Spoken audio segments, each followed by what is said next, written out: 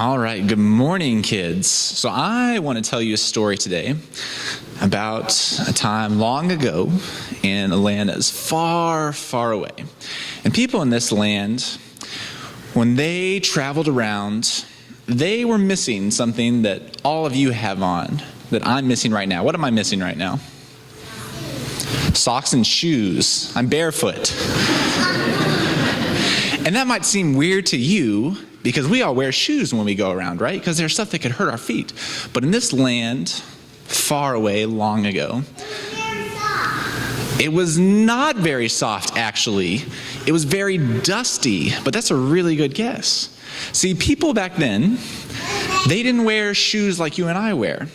They were very poor, and they may not have had shoes. And if they did have shoes, they were sandals. So their toesies were exposies all the time. And that wouldn't be a big deal, except that the land they lived in was very dusty and very dirty. And if they had to get anywhere, they had to walk. And they would walk through the dust and the dirt. And they would walk for long distances. And what would happen to their feet when they walked through all that dust and dirt? They get dirty. That's exactly right. And what else?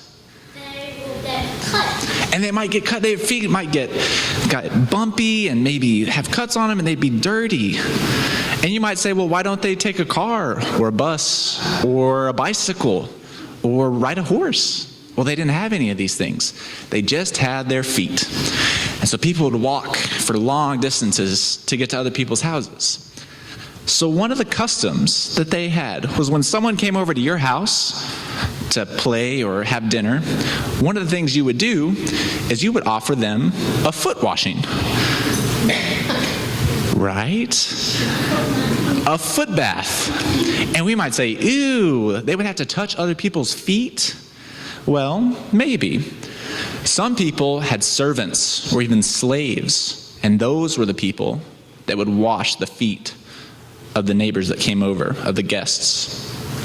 So can you imagine someone walking for a long time, and their feet getting dusty and dirty, and they come over to your house, and they want you to wash their feet? Would you want to do it? Yeah. No. Does anyone want to wash my feet right now?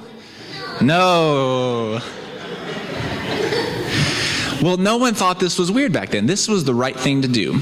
You would offer someone a foot washing. So I want to tell you a story about a man who I called Josh earlier, but another name for him is Jesus.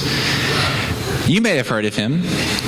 Jesus was a man, and he was a really, really well-known man. He was like a celebrity.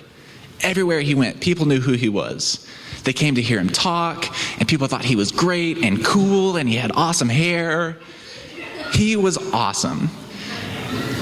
And Jesus had some friends, and they thought he was just the coolest dude on the block. And he said, hey guys, everyone come over to my house. We're going to have a dinner party. And they were like, yeah, we're going to have a dinner party at Jesus. This is going to be awesome. So how did they get there? They walk, right? And they walk a long time through the dusty, dirty land. And when they get to Jesus' house, do you think their feet are dirty or clean? They're dirty.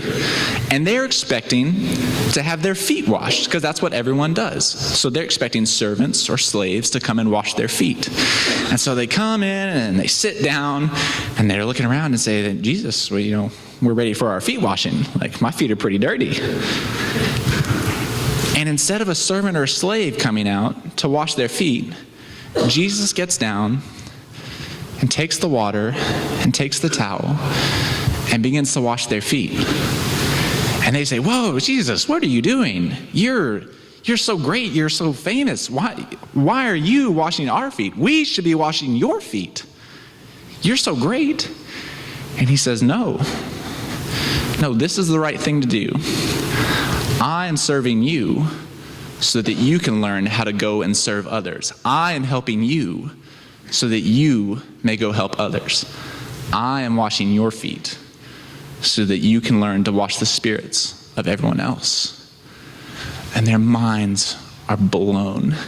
They've never thought about this before, that someone who is so great would act like a servant for them. And it changes their minds. And they say, if Jesus is going to serve us, we need to go out and serve others.